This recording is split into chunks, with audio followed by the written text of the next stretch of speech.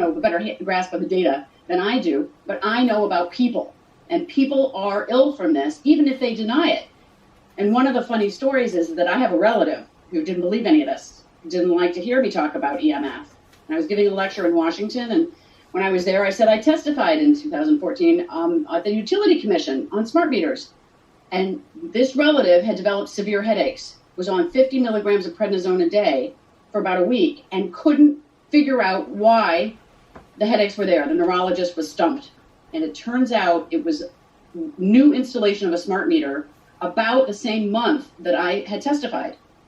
They sold their house. They moved to Virginia, where there was no smart meter and no neighbors. And this person is now electrically sensitive and unable to go out in public. And they're my relative, and they didn't want to believe this.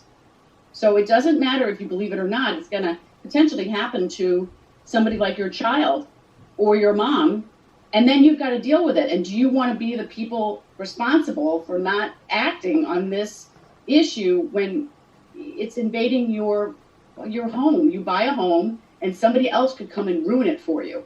So you don't have to be disabled and severely electrically sensitive. It will make you so. So you really have to take the science seriously. And what I wanted to say is that the scientific information about the mechanism of the damage to the cellular membrane through voltage-gated calcium channels, leading calcium influx to come into the cells get sick. They're so sick, they become sensitive to other forms of EMF. And all of a sudden, you can't be around anything electrical. Even light bulbs or incandescent things can become a problem once the smart meter has triggered you, or a cell tower, let's say, has triggered you to become ill. So the idea is we may not have all the scientific information, but there's a lot of scientific technology has been determined to cause this problem. And Linda Birnbaum is the former chairman at NIEHS, and she wrote a letter of support that I should be on a presidential commission for healthcare, so look for me down the road. I've been in Congress as well. And these issues have been determined by NIEHS through a $25 million study, which I'm sure you've heard about, that rats don't do well with cell phones. They get brain tumors, and we don't know how to ask a rat if he has a headache. But I'm telling you, you have to trust people like me. Ivy League education, I'm not a dummy. I'm telling you, I see many, many dozens of people per month with these problems and talk to them by phone. And there's one other point I wanted to make. Yes, in 2014, I sat next to a man named Valberg, who testified at the Utility Commission that there was no health effect from EMF. I presented, and it was sort of funny. After I presented, doing my best, I was very sick myself, and so it's hard to be perfect once you get this illness. And he said, after listening to your testimony, I think I'm on the wrong side of this issue. And that was from the opposing expert, who was obviously being paid. So today, none of us are being paid. We're all telling the truth. We're basic good eggs. And this is affecting a huge swath of the population. We really have to not charge to opt out and really try not to even use the smart meters at all. Thanks very much. Thank you, Dr. Nagy. Do we have Paul Heroux on the line? Okay, if I may, I think because the time changed to the hearing and he couldn't adjust his schedule, I would like to walk you through the New Hampshire report. So this is groundbreaking. This is the first time in the United States that a government body has passed a law to investigate and then formed a commission. The whole thing is 390 pages, but the actual report itself is only in the first 17 pages. And I want to give you an idea of who was selected to serve on that commission. We had two legislators, a senator and a state representative, who are both medical doctors. We had 4 engineers, all of whom are legislators. We had Dr. Paul Heroux, who is one of the world's leading experts in electromagnetic radiation, and he is the one from McGill University. He teaches electromagnetism at medical school at McGill. But he also is a research scientist, and he has created cancer in his lab from radio frequency. So I'm sorry that he can't be here to deliver this himself.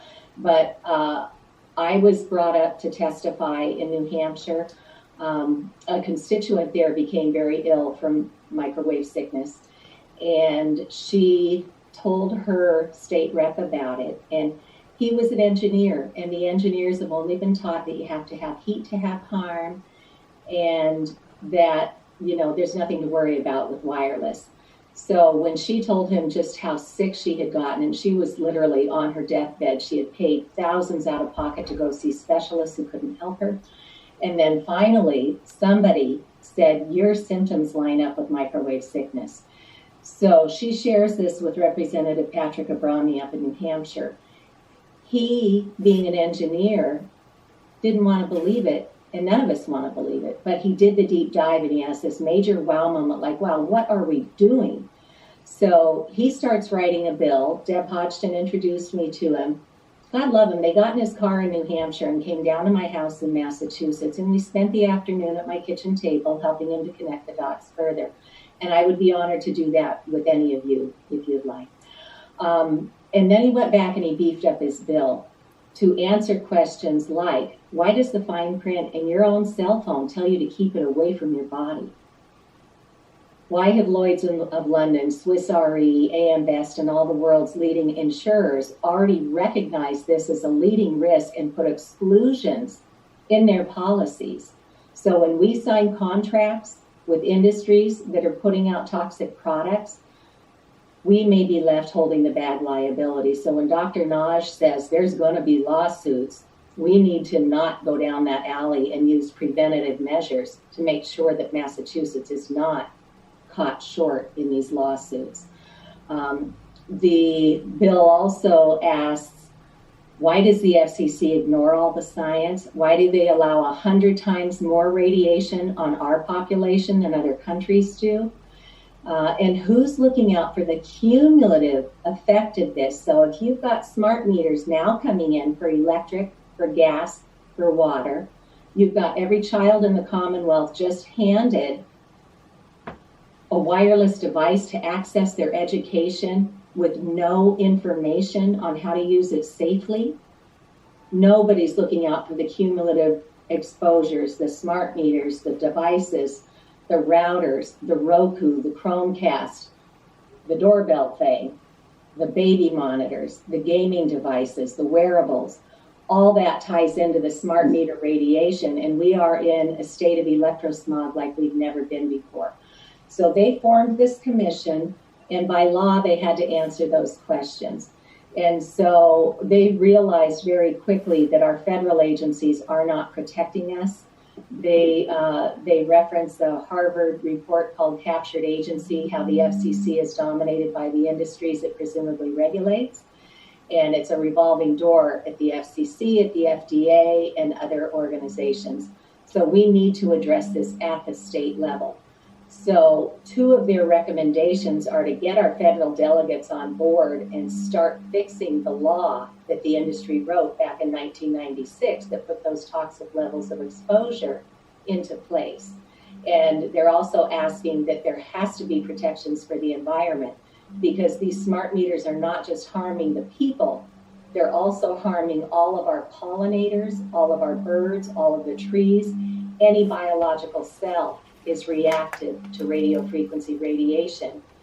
And as I think it was Courtney Gilardi said, there is no safe level of microwave radiation in the scientific literature. So we can't go off the basis that, we'll just use it here or there. There is no safe level. So we need to change that social norm. And so in addition to getting our federal delegates on board, the New Hampshire report also says that we need to start transitioning our schools, libraries, and other public spaces to hardwired technology and turn off the wireless. We need to start labeling any kind of wireless infrastructure